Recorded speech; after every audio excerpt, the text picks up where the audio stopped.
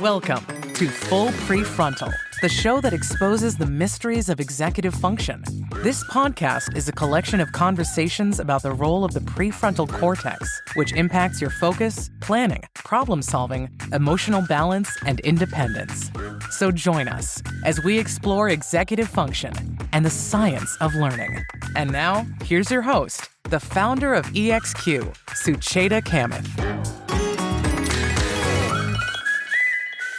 Welcome back to Full PreFrontal, where we discover hidden powers of the brain's CEO and we equip it with guidance and specific strategic collaboration with the world so that you can learn how to learn and manage your emotions, your thoughts, your ideas, your behaviors, and actions. This is, if you have your prefrontal system under control, you are more productive, you are more happy, and you're also willing to change your ways because you cannot change your ways if you're not self-aware. And it's your prefrontal system that gives you the boon of knowing thyself. And that's why we engage in these amazing conversations.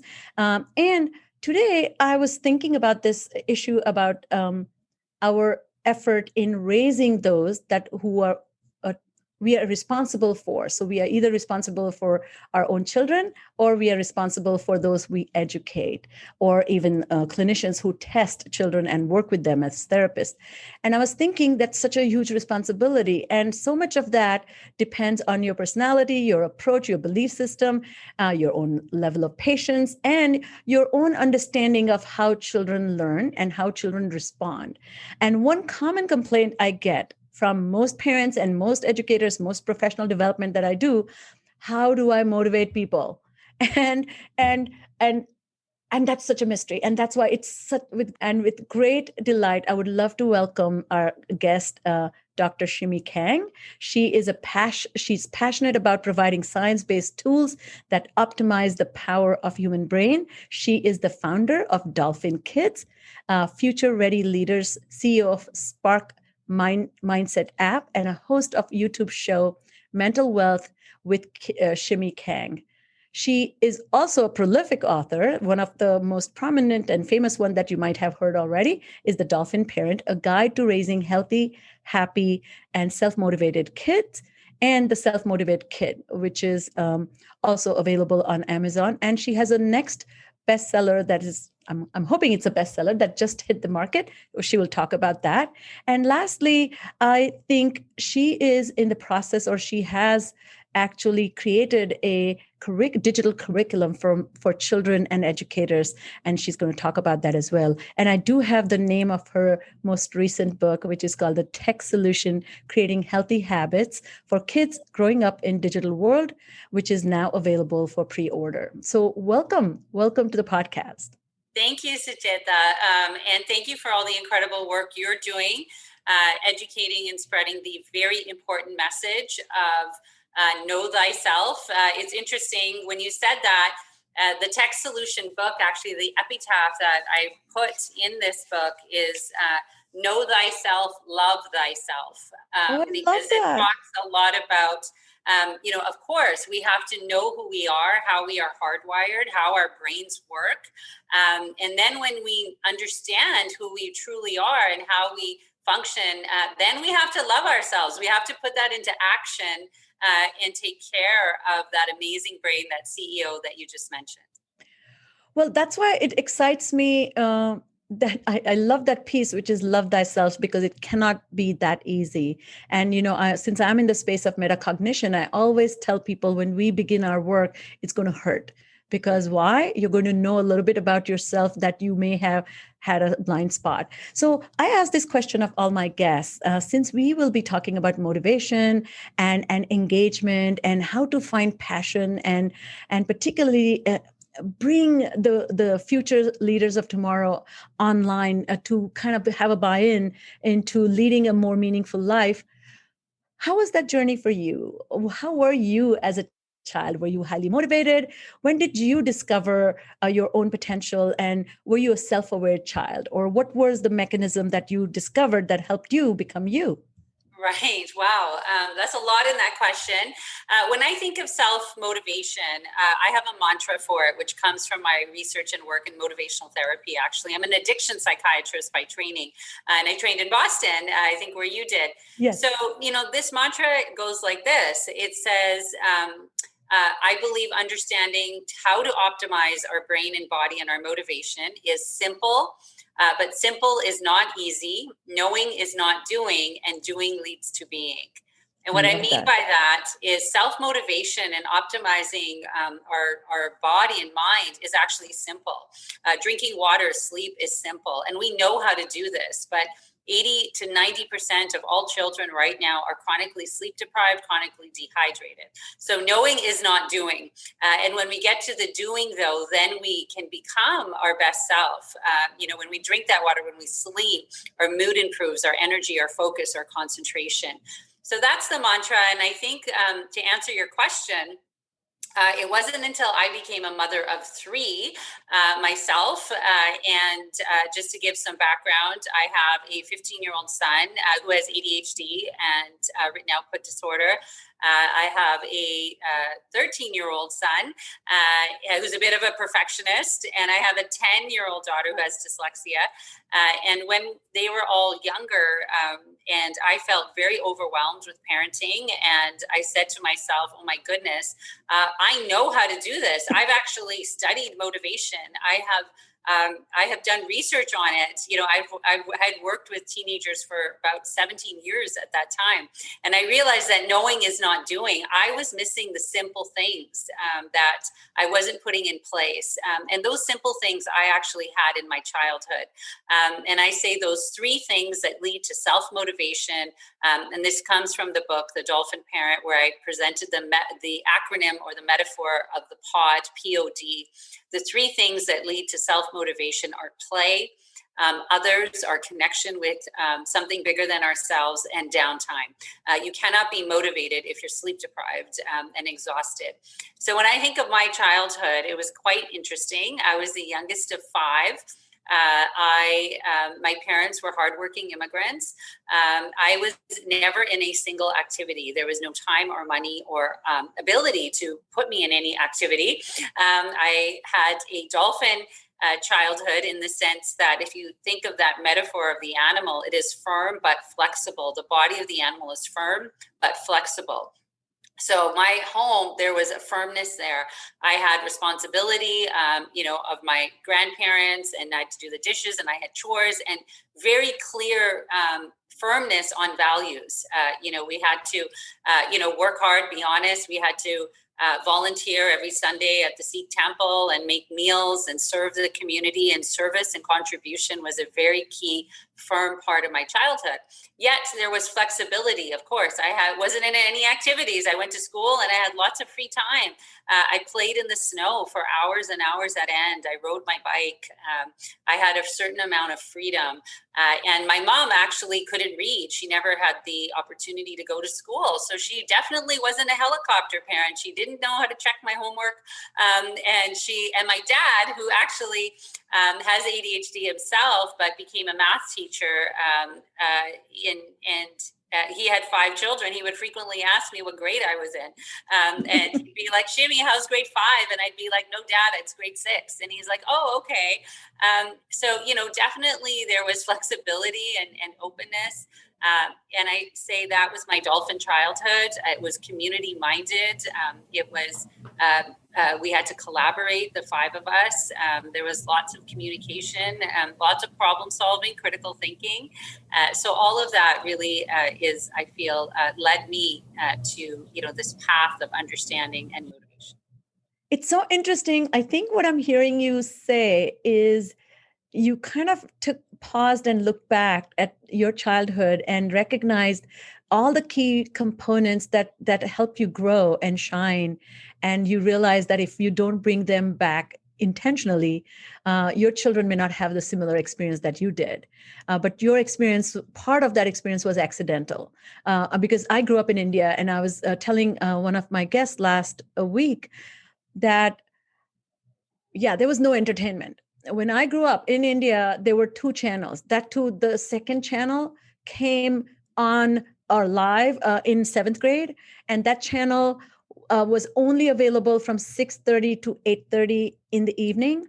But from 6:30 to 7:30, it had local news, and from 7, and they would show farmers. So farmers plowing and talking about farming. So because we had nothing, we would even like consider watching that. And to me, that gave me so much information about farming, which was not at all important to my life. But there was self-limiting environment.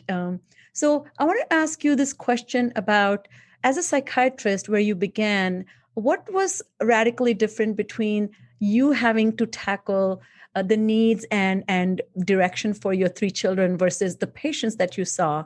And what made you think about kind of penning down the Dolphin way? Right. Yeah. Interesting. Well, it was, I don't know if you remember, back then, the book now was released in 2014. And a couple of years before that, there was the famous book and big dialogue in parenting about tiger parenting. Yes, and I remember it was a that. memoir by Amy Chua. And so, I understand it was a memoir. It wasn't meant to be, an authoritative book on parenting, but people really did take it that way.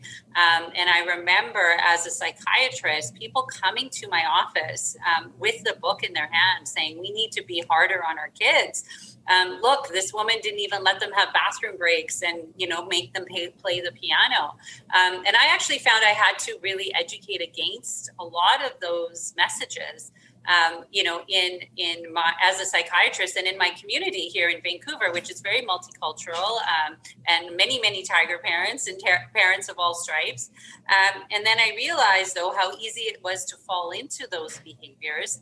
And I wanted to present the science of parenting. And there was all these metaphors. It was helicopter and snowplow, but there was no metaphor of what to do right, what actually to do. There was all of these metaphors of what not to do. So for me, the dolphin became that metaphor. And when you think of the qualities of the dolphin, I already mentioned the approach is firm but flexible, like the body of the animal. But the qualities of the dolphin is curiosity, communication, collaboration. They are community minded. They live in a pod. They're highly altruistic. They're fun. They're playful. And I would give the science. I would say parents would be like, oh, we have no time to sleep 12 hours. My son's in hockey and my daughter's in ballet. And I would say, guess what? The dolphin, which is a mammal that fully lives underwater, alternates its brain hemispheres and manages to sleep, 9 to 10 hours in a 24-hour cycle. That is how important these things are to the human brain. So really, I used it as the science of nature. And I say sometimes we have to look outside ourselves to see ourselves. I believed we humans have forgotten what it means to be human. We have forgotten our children need to rest and have downtime, be socially connected, be in nature, and to play.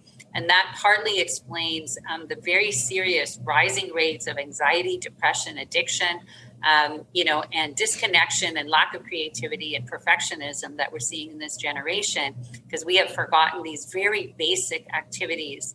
And we can get into the neuroscience of them because I felt in the book I had to give a scientific reference for all of these things, because parents didn't want to believe, that sunlight and nature and sleep was what their kids needed. They wanted more Kumon or more, fancy this or that.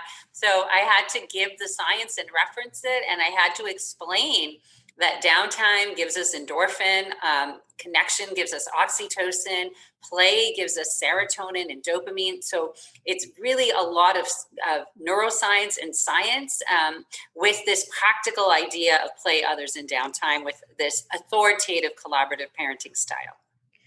What I loved about your book, and I'm so glad that you gave the backstory so everybody could understand it, that, there is we forgot one, which is the doormat parenting. So, yeah.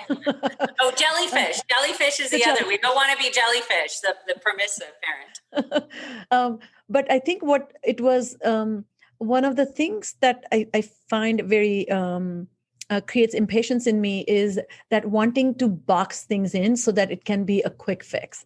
And I appreciate the dolphin metaphor, but what I appreciate more is the invitation to play. and invitation to be silly, invitation to be not rigid and structured. And that is completely lost. I look at parents' effort with great compassion, but they want to create soldiers, create these perfect humans. They almost take the responsibility of a factory maker, or sometimes maybe an artist, but they actually don't look at it as a garden, which their job is to water. They think they're actually sculpting. So I appreciate that. So let's go down this the order of things. So define motivation for us, and what is the difference between person's own motivation and motivating others? Sure. Yeah. So, motivation fundamentally, if we break it down, is all about dopamine. Really, that's our neurochemical of reward, and so we are motivated by reward. That's the primary short-term intrinsic motivator, or hits of dopamine. And so we have to understand that. That's very interesting, though. That's like sugar, I say, in our life diet. We do want that second piece of chocolate cake, and we will eat a whole bag of chips because we're getting little hits of dopamine, or we'll scroll social media.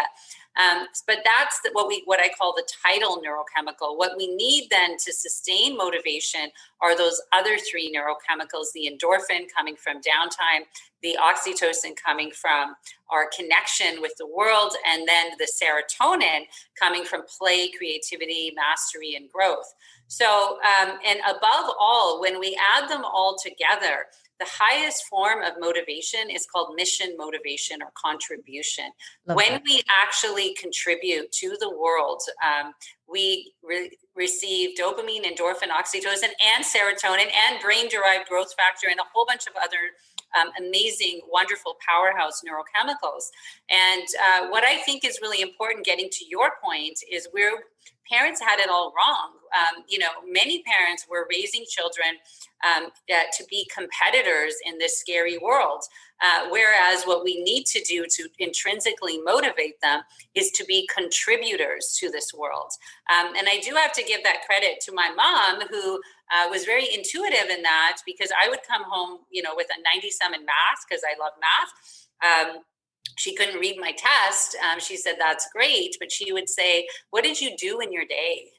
What did you actually do?" And her message was, "How did you contribute in a small or large way?" So when we plant that seed of contribution, it doesn't matter if someone else gets the award, or you break your leg in the sports game, or you're not very good at the art. When you're motivated to actually contribute, have an impact, your unique neural fingerprint, that motivation is unending, and it is lifelong. So, and it's intrinsic. So, I think that in a basic way, simple is not easy. Let's really guide children to be contributors. That is the best way to keep them motivated. So great. So let's talk about some children who may be highly motivated in things that interest them, such as video games, and they're highly uninterested in helping out, which is cleaning their room, or putting away dishes as a family finishes dinner. And I find one of the things that gets missed in the translation, again, going back to this relationship with our parent, raising children, you become extremely motivated by fear that if I don't take care of this now, if I don't teach you now, then your whole life is going to fall apart. Then you're highly motivated to make them do things. So what are some of the ways you can raise these mission aligned, motivated individuals? What are some of the steps they can do? So one thing I think you mentioned is service. And so service, not just telling kids, but doing service, and then your children join you. Is that what you mean by aligning children with that mission motivation? Yeah, exactly. And I think, service has to be really, I think it's very powerful when it's within your unique neural fingerprint. We can think about, what do I love to do service-wise? I hate cooking. I have ADHD. I can't follow a recipe. It stresses me out. I have no motivation. What do I love to do? I love volunteering and talking about the brain. So my service would be, doing charity events and community events and going on radio and going on TV and talking about this. Someone else might be cooking. Someone else may be knitting a sweater. Someone else may be, helping others with financial literacy. So the key is for our raising children is help them find their unique neural fingerprint. We find that through play and exploration with a broad range of activities, and then connect that passion and that talent to something bigger than themselves, the community or planet, and make sure that's the others, and then make sure they have a healthy, balanced lifestyle, because there's many genius artists who really want to serve the world, but they burn themselves out and then they're no good to themselves or anyone. So the downtime piece is really key. Now, Sujata, I do have to mention the play piece is, you're absolutely right about the rigidness of wanting to create this robot child. In the Dolphin Parent, I open up the book with the story of Lego. Yes, and please tell that. It's so good. And I say that childhood has changed the way Lego has changed. Lego of our childhood was the type of play we needed. It was cheap. It was free flowing. It was simple bricks. We were the leaders, and that built executive functioning skills, that built our prefrontal cortex, that led us to be the creators, and that's divergent play. Children's play now is like today's Lego. It is rigid, it is structured, it is rule-oriented, it is perfectionistic. There's no imagination. Everyone knows what you're making. The picture is on the box, and it's highly expensive, and it's fragile. It breaks easily, and that's exactly what we're seeing in our kids. They're lacking resilience. They are perfectionistic. They're rigid in their thinking. We're not seeing the creativity. When you look at the Torrance test of creativity over the decades, children are scoring less and less. And I say this is a paradox of our time. Despite being the most informed and involved generation of parents to ever walk the planet, we are raising the most unhealthy generation of young people, which actually have the lowest levels of creativity and the shocking reality of low empathy and a lower lifespan. This will be the first generation to not outlive those that came before them. So, this topic is of urgency, and I'm so happy that you're bringing this to people, because we really need all of us to come together and try to turn the tide of what's happening in the world. And to your point, I love Stuart Brown's work on play, the science of play, and I think to what you just mentioned, Jennifer History wrote a book on All Joy, No Fun. I don't know if you got a chance to read that. It's one of my favorite books, who kind of took an aerial perspective on transformation in the way we raise families, not just children. And as women became suburban moms, the children began to spend more time in their minivans, because they're getting hauled from place to place, because there is nothing called neighborhood. It's you and if you are activity oriented, then you're going to and fro from activity, and the activity is not play. It's a structured activity. Yes. And so the relationship you are learning or not maybe learning is with one adult. And that is so anti that freedom of thought, or that mental flexibility, or that executive approach to life, where you are facing problems that are novel. That's not happening. So tell us a little bit about this idea of, can we, the play that you just mentioned, where, and I love this example of Lego, because, Lego was supposed to be kind of the freedom for children to build something from, and now parents are buying more and more complex Legos, and they have to be built in form of whatever the complex Lego box was. So that actually is anti-creativity again. Exactly. But how does that translate into the daily activities when parents are kind of knowing a little bit more about neuroscience? Educators are encouraging the parents to bring these practical strategies, but they feel they're still not confident that this will actually make their children more equipped to manage life, because it feels like wasted time because it's invisible. So Right. how do you bring courage to them? Yeah, well, I think, when we look at motivation again, and that's my currency, is I think parents are in different stages of change. Some of us are in action and we get it and we know it, and we're ready to do it. Others are in contemplation. They're like, you know what, it doesn't feel right. My child's so overscheduled and has no free time, but everyone else is doing it. And others are in pre-contemplation, fully like buying into all of this. So the way we move people to action is through science and through storytelling, and through a critical evaluation of the benefits and drawbacks of their current behavior.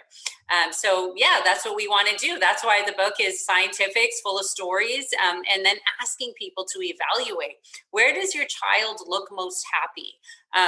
Where does your child, what are they engaged in more? Now, we do, on that note, have to recognize the addictive nature of, let's say, certain technologies. And because they'll say, oh, my child's really happy and engaged playing video games. Well, that's about dopamine. And so I'm not saying all video games are bad, but what we want to do is encourage gaming that is also divergent play. So something like Minecraft is a lot more like old school Lego, whereas like Candy Crush or a slot machine type of game is much more what I call junk tech. And I lay this metaphor out in my book, The Tech Solution, about how to evaluate technology, because we are spending so much time on that. And that is a critical interface for our young people.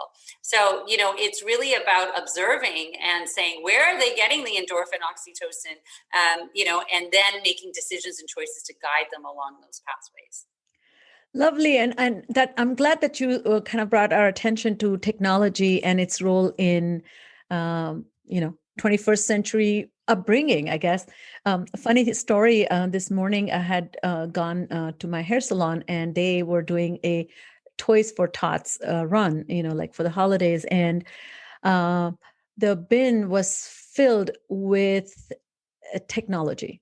Not a single manipulator, handheld, like old-fashioned balls or rings or jump ropes. No, they were one. And my hairdresser began to tell me that she actually got a baby's first iPad for under 1 year. Wow. And I mean, it's a fake iPad, but it has like a technology to insinuate it's an iPad.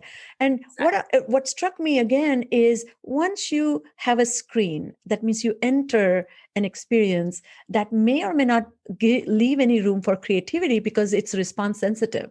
And it's going to kind of guide you to go in a direction. So tell us, why After Dolphin's Way you wrote your second book, and what's the and I have to admit I haven't had a chance to read it, so I would love to know what is the message there and what is the need that you found that you really needed to kind of bring this book out. Okay, excellent. Yeah, and before I do that, though, I realized I didn't fully answer your last question, which is what do parents do? Remember your own childhood, right? So, and go back to that reference and believe that your child will pick up that skipping rope, will pick up that stick and run around outside if you just create the space and make the room and get rid of all the other distractions. These play behaviors are embedded in our human DNA. Technology will not bypass them as long as they're not readily available for the kids. Okay, on that note, then, why did I write The Tech Solution? Well, really, in my speaking, I do keynote speakings. I've talked to so many parent groups, schools all over the world for years. And the number one or two question was always technology. And it was always about screen time, how much screen time. And I realized I needed to answer this question in a way that made sense. And so I started to use another metaphor, because the human brain, we like metaphor and we like visuals, and we learn best when something's familiar. So I started to use the metaphor of nutrition and diet. And I said, we need to look at technology consumption the way we look at food consumption. that the tech we consume impacts our minds the way the food we consume impacts our bodies. And there are several categories of tech, and they are toxic tech, junk tech, like junk food, and healthy tech, just like healthy food. And like a diet, we have to start this conversation early with our children. It has to be multiple times. It's not just going to be one talk. Look how much we have to teach our kids about diets over and over again, and repetitive. And then I created the ingredients of the diet based on these neurochemicals. So I said, you want to avoid toxic tech. That is any tech linked to cortisol. And that can come from things like sleep deprivation, prolonged sitting, blue light, also fear of missing out, comparing your lives to others, of course, cyberbullying and hate. Avoid cortisol tech, any tech that releases cortisol. You want to limit and monitor the junk tech, just like junk food, the sugar, the dopamine. So that would be mindless video gaming where they're just zoning out. They're not laughing or joking with friends. They're just like eating a bag of chips, like mindless calories, no healthy content there, or mindlessly scrolling social media. Okay, a little bit of junk tech, like a little bit of chips and pop on a Friday is okay, not going to kill you, but that cannot be the major part of your consumption. And then consume healthy tech, and those would be any tech that leads to care, create, or connect. It's actually the same as play others in downtime. So any tech that leads to play or creativity, building websites, making movies, making your own dance video, not watching others, robotics, coding, photography. There's so much healthy serotonin-driven tech that leads to meaningful connection, like video conferencing, podcasts, community activism. There's a lot out there for oxytocin. And then tech that leads to endorphin, downtime, monitoring your sleep, gratitude journaling, mindfulness apps, Fitbits, and looking at your steps. So guiding children towards that healthy tech, it's very clear. I'll send you the plate. You can put it in your show notes. I have a visual plate of this, as well as a refrigerator list for people to understand the rules, so that, we can really get a handle on this really important issue. Shimi, I'm so thrilled that you have taken the time to organize it this way, because I think this will maybe have a greater buy-in if we understand our own neurochemistry. And I really like this. It's a pro-brain approach, because then you're keeping your brain healthy, just like we're keeping our body healthy. Well, one question I do have about this requires parents to have deep understanding of the tech usage. And do you know what I mean? And so do you recommend parents to put some spyware or some software that tracks child usage? And second thing, I find that parents don't do this early on enough.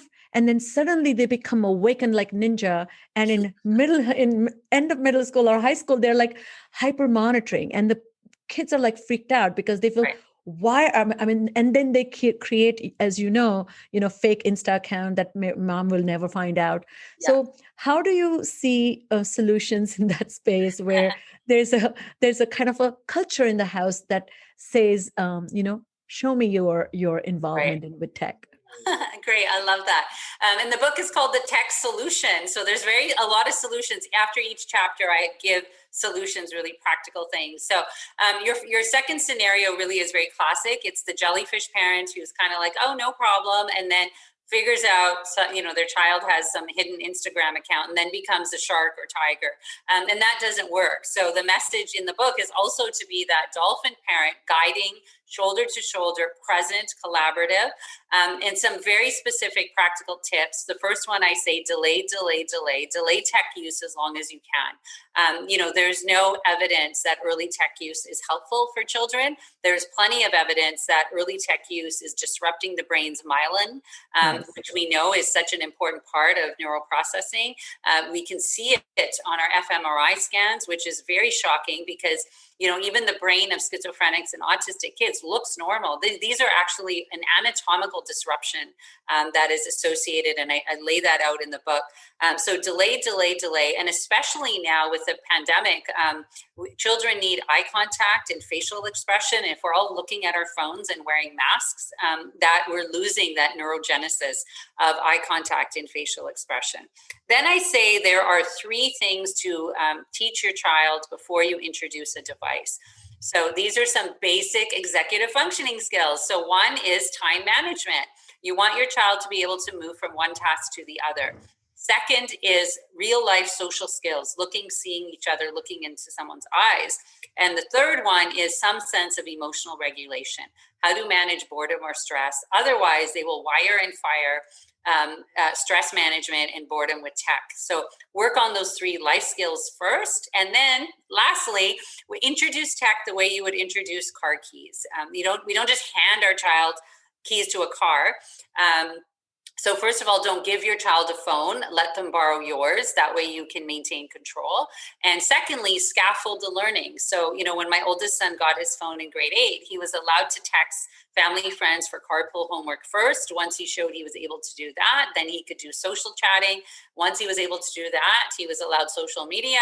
Well, then he made some mistakes on the highway, and then we brought him back on the local road and no social media, just like you would with like that metaphor of giving your child the car keys. So all of those are practical aspects, and there's many, many more, of course, we can talk about.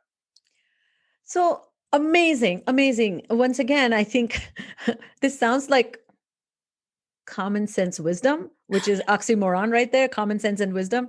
But it is being really cautious and yet firm about your belief system that I'm doing this for greater good. And if you keep putting forth that value-based parenting, that it's always going to work. I'm very, very confident about that. The question that still comes to my mind is about the nature. This is good to set up the rules and regulations regarding technology, but how do you know it's working?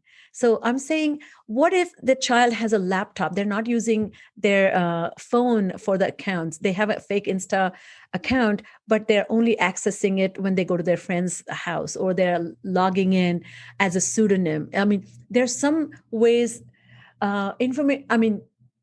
I will tell you from experience, having been in a clinical setting, there's so many creative ways kids are going incognito. Right, so exactly. How do you, I don't want to use the word snoop, but is that appropriate in your eyes? What do you think is the parent's role there, unless a therapist is involved, and then you have to really manage it at a much bigger level because there's a dysfunction? Yeah, absolutely. And I wouldn't use the word snoop. I would use the word presence. We need to be present in our children's digital lives as much as we are present in their offline life, because much of their life is online. The average teenager is checking their phone 150 times a day. Yes. Young people were spending 7 to 10 hours on their phone outside of homework in school pre-pandemic. So it's about being present in your child's digital life. So be there. And ways to do that, of course, is it's your phone. So you get the passwords and you monitor it, especially while they're learning. And of course, you want to do, so I don't believe, when I say delay, I don't think wait until they're in university. I like the idea of no screens till teens, or wait until grade 8, because then by the time they're in grade 12, you've had 4 years of presence online, because it really doesn't work as well being there, once they're off, after that age group. So you want to give them and work with them early around grade 8. So you have 3 or 4 years where you're collaborative, shoulder to shoulder. And yes, so my kids, we check their screen time. We have their passwords. Kids do use things like incognito. So you have to check their browsers. You have to have parental controls. We shut the Wi-Fi off at 9 p.m. We have a digital day off. And we're not perfect. We've had many, many issues with tech in our home. And we've been shocked and horrified at times as well. And we've had to go back and reset. So I really outline all this in the book, and I have a reset plan, 6 steps on how to reset. I love that. Many parents think, is it too late? And of course, it's never too late. We always have neuroplasticity. We always have the ability to learn. And before the age of 24 is a really good time to make sure these habits are in place. I love it. Always reset. Yeah. I love it, love it. And I think if I can share quickly about my children and their digital lives that have been gently monitored. But we have had the same rules that their study area, they sit with their computer screens facing, their back is facing the person who walks by. So you can always see the screen. So no business of quickly closing the laptop. Second, no clearing of history allowed. Parents have the right to review the history, and this is for your greater good. And the spot checking, which is randomly asking questions about the history, one site that you visited. The mom will or dad will not go there, but you have to explain why you went to that site.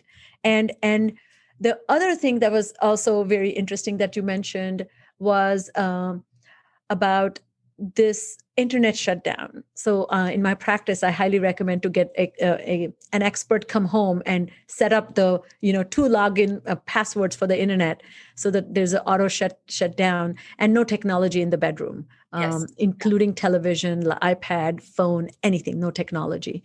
Yeah, and households are not used to. So one last question about that before we come to the end is, how do you and I kind of know the answer, but I want to know what you think is, how do parents make this a priority when parents feel that both parents are working and they need to be in touch with their children? They feel technology also can be a temporary, they're embarrassed, but a good babysitter, because then the kids are not getting into other trouble. Yeah. And so how do you kind of encourage them to not be so freaked out by everything, but also be bold in that way that you can say, no, we are not going to get a smartphone for you until you're in 8th grade. I mean, I told my kids to get a flip phone, and they were quite resistant because they were embarrassed. And I said, well, you have 2 choices. You get a flip phone or no phone. But that was easier because the smartphone was not that available and it was expensive. Right. Yeah. No, great question. I opened the book with yet another metaphor of fire.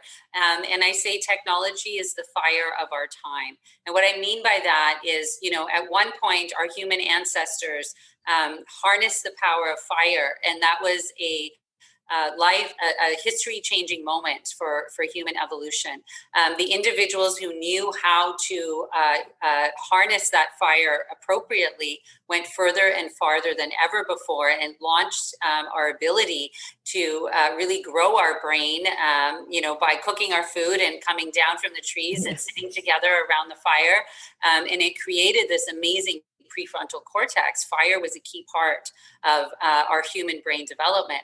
But also fire can burn you and burn down the village if you don't use it properly. So the fire of our time is the phone. And if we see it that way, that's why I made that metaphor, because I want parents to understand the power of this device and take the time to get it right. When you establish these healthy habits, ideally early, but even in adolescence, it's never too late. Now, for the rest of their lives, they can use this powerful technology in service of their good, of their health, of their happiness, of their success, versus, and we haven't talked about the persuasive design of tech that is embedded in these devices, manipulation of dopamine on purpose to attract and hook people. So on one end of this device, you have an immature, underdeveloped, fully myelinated brain. And on the other end, you have the most sophisticated neuroscience known to humankind. So I know we have a lot to do as parents, but just like diet, we need to teach them how to eat.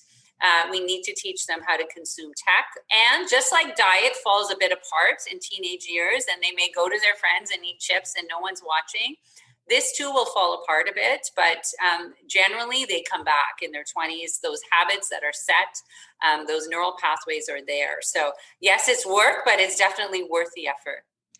Well, fantastic. I am so inspired, and I can't wait to get my copy and read the second book. And before I let you go, I would love to know if you have two most influential books or your favorite ones that you recommend that every listener should really grab it for the holidays, maybe? Yeah, well, there's two on my mind. One is a very sciencey book, which many of you have probably heard of, but it's Dan Siegel's Brainstorm. I just think that's a fantastic book of understanding the brain, the developing brain, and such great science and storytelling. And then the other one I would say is a bit more of the creative book, but it's one of my all-time favorites, is The Alchemist.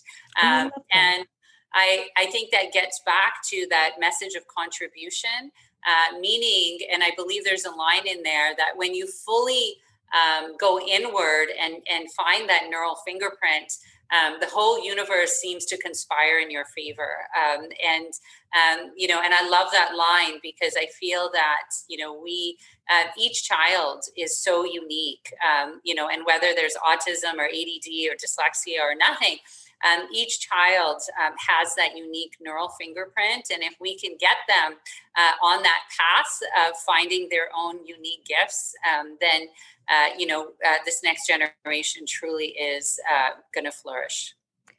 Well, I am so grateful to you for your time and your insights. And we will add all kinds of show notes. So folks, please check our website because I'm running low on time, but Dr. Kang also has a brand new curriculum, and we will write about that in the end. But do you want to quickly tell people about that? Yeah, so there's two exciting projects. One is called Spark Mindset, which is an app parents and teachers can download. And it covers the three categories of play, others, downtime. And we have play activities, connection activities, and mindfulness breathing activities. We have a character called Sparky, which is a neuron that grows the more you use the activities. So kids love Sparky, and Sparky changes colors. And then also Dolphin Kids is going online into a program called Dolphin Learning. We have a social, emotional, cognitive programming that, we have lots of free lesson plans for teachers and psychologists already on our website, but that'll be moving all onto a platform in the new year.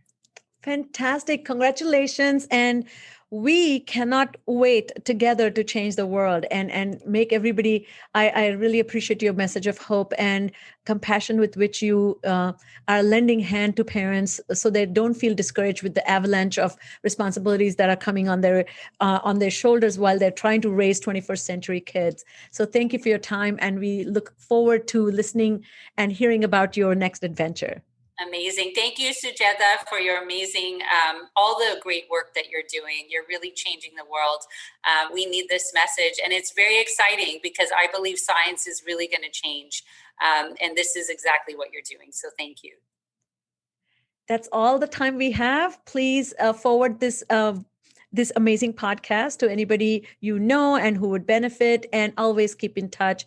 Thank you for listening to the full PreFrontal, exposing the mysteries of executive function. And we look forward to connecting again next week. See you then.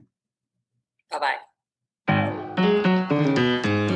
Thank you for listening to Full PreFrontal, exposing the mysteries of executive function. To contact your host, Sucheta Kamath, and learn more about her work on improving executive function, visit her website at exqinfiniteknowhow.com.